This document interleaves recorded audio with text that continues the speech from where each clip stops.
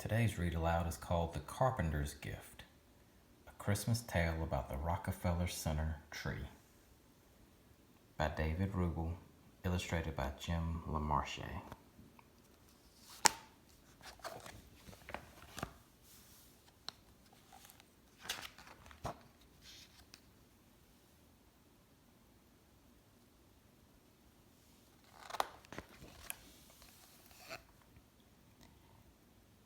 Nearly a lifetime had passed, but Henry could still remember what it felt like to wake up in the old shack, especially during wintertime. In those days, the Great Depression gripped the country, and, like many people, Henry's parents were out of work. They couldn't afford coal for the stove or warm blankets for the beds, so young Henry usually woke up with a shiver. But he didn't complain because it was nobody's fault. Instead, he visited warm places in his mind.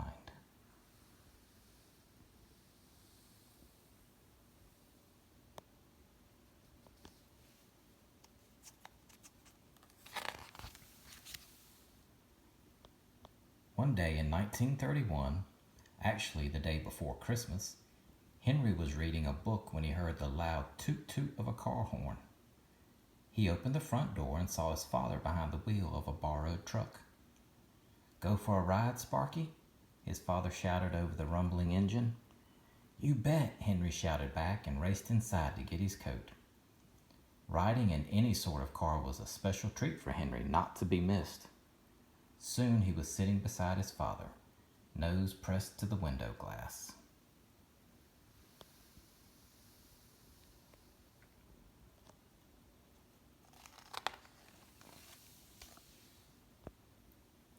They drove into a nearby grove of evergreens. Henry breathed in the strong, familiar smell. "Here's the plan," Henry's father said. "See those spruce trees, Sparky? We're going to cut them down and take them to the city." "Why?" Henry asked. "To sell them as Christmas trees," his father said. Even though New York City was just an hour's drive away, Henry had never been there before. He shivered with excitement at the thought of seeing all those tall buildings scraping the sky.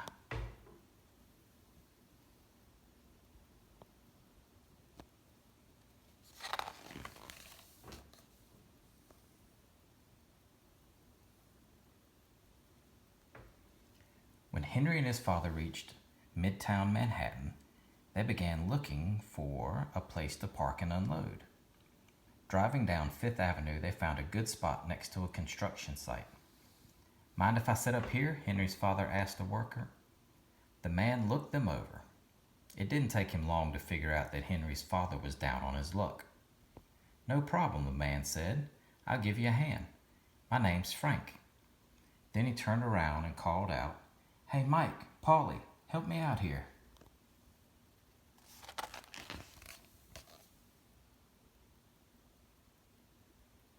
For the rest of the afternoon, Henry and his father sold trees to passersby. By the end of the day, they had earned enough money to make the trip a success. "We should be getting home now," Henry's father said as the sun set behind a tall building. "What about the rest of the trees?" Henry asked. "I thought we'd give them to Frank and the other fellows." Henry nodded in agreement. The best presents are the ones you don't expect, he thought.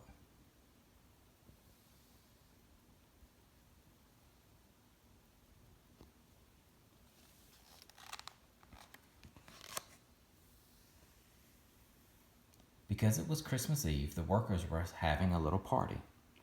Frank and the others took the tallest of the trees that Henry and his father had given them and decorated it with whatever they could cobble together. Paper garlands, cranberries threaded onto string, and even a few shiny tin cans.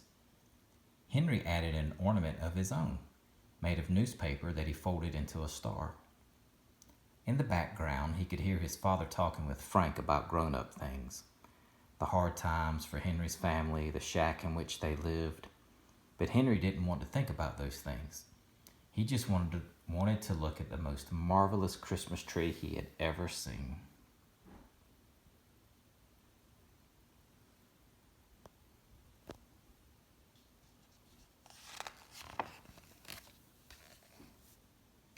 It had been the best day that Henry could remember, and he didn't want it to end. He stood before the decorated tree and chanted. The street lamps had just come on and the tin cans glittered in their light. If ever there was a magic moment, Henry thought, this is it. He decided to make a special Christmas wish. He wished that one day his family would live in a nice, warm house.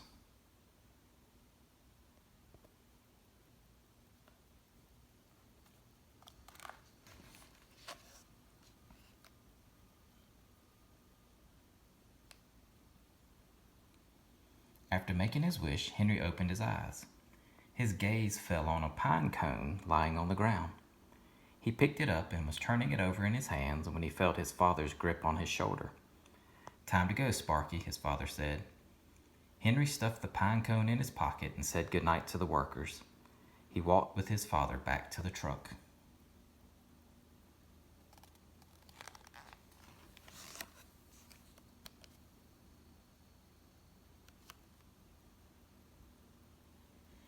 By the time they arrived home, it was well past Henry's bedtime. "You must be exhausted," his mother said, slipping off his boots. "Straight to bed with you." Shrugging off his coat, Henry felt a bulge in his pocket. It was the pine cone. He took it out and looked at it, remembering the joys of the day and the magic of the tree.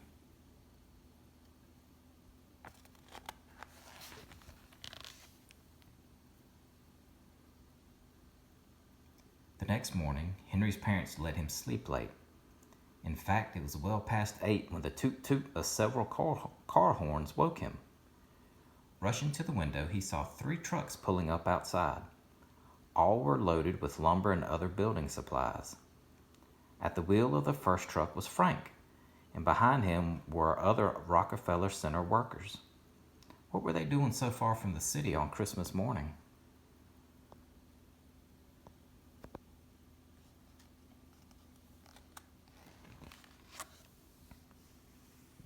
Frank got out of the truck. "After you left, we got to thinking," he said. "There was all this extra wood lying around and we had the day off, so we thought we'd drive up and see what we could do to help you with this house of yours." Frank looked the shack over, taking in its patched walls and ill-fitting windows.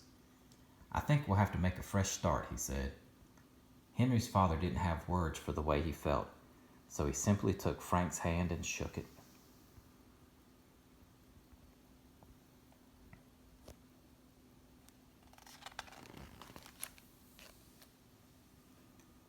The sound of sawing and hammering traveled far enough that Christmas morning for Henry's neighbors to wonder what was going on. A few walked over, saw the new house going up, and spread the word. By mid-afternoon, a dozen more people were pitching in. As the new house took shape, Frank called Henry over. "See these boards," he said, pointing to a stack of cedar.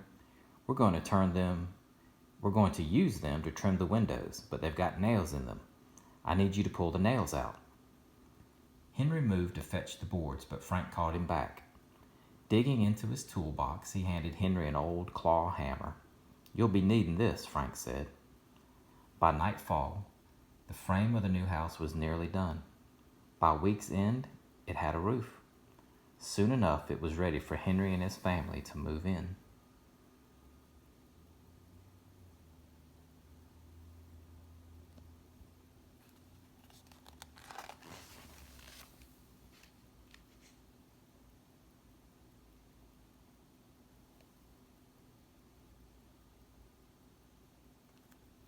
In the spring, Henry's parents celebrated with a potluck dinner.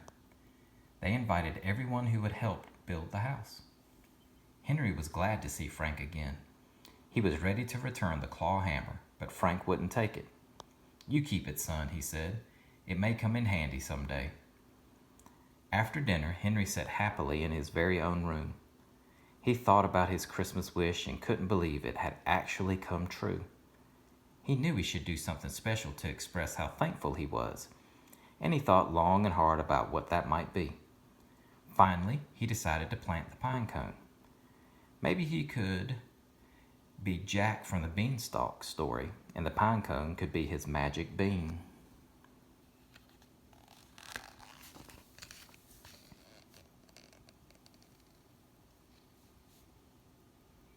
Henry planted the pine cone beside his new house.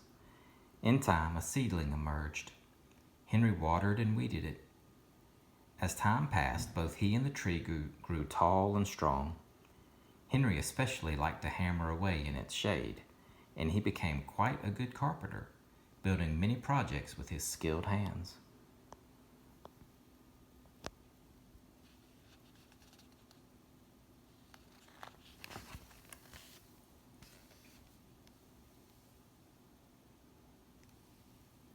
As Henry grew up, however, he became busy with other things.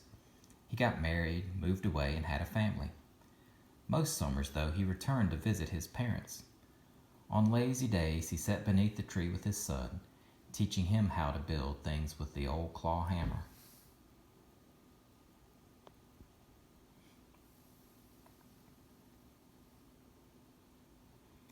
As he got even older, Henry sometimes wondered where the time went. One day, he was a young boy waking up with a shiver. The next, he was an old man living alone. Not needing a big place anymore, he decided to move back into the house where he had grown up.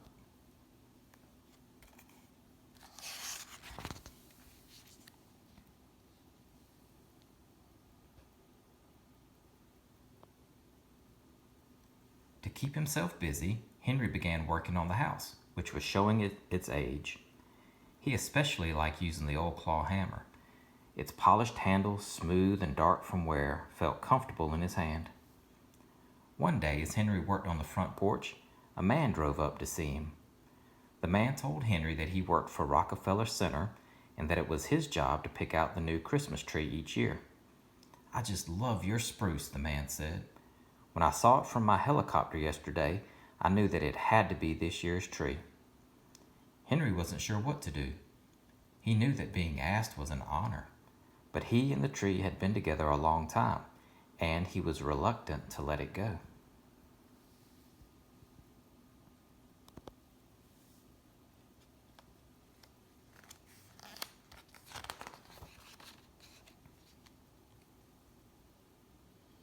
"I know that I'm asking a lot," the man said, "but if you agree, I can promise you that your tree will bring joy to millions of people."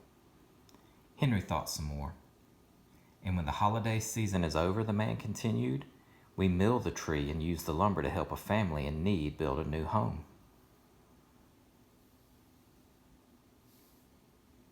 A family in need?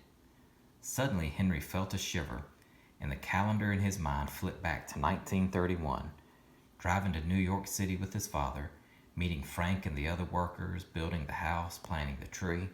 He knew what he had to do. "I've been given so much," Henry said. "I want to give something back. The tree is yours."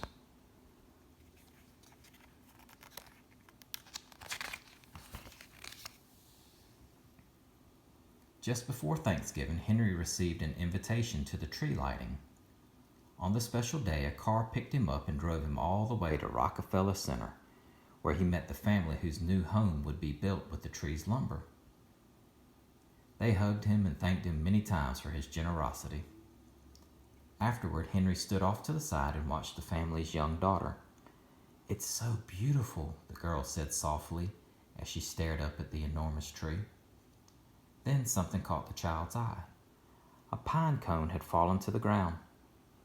Picking it up, she turned it over and over in her hands before stuffing it into her pocket. If ever there was a magic moment, Henry thought, this is it.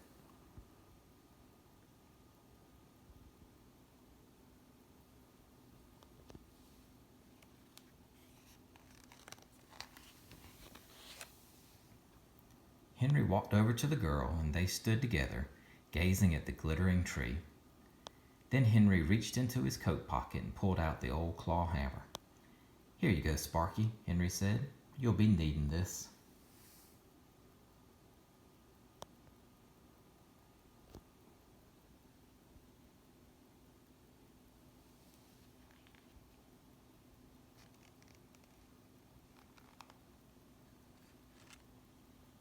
I hope you enjoyed today's story.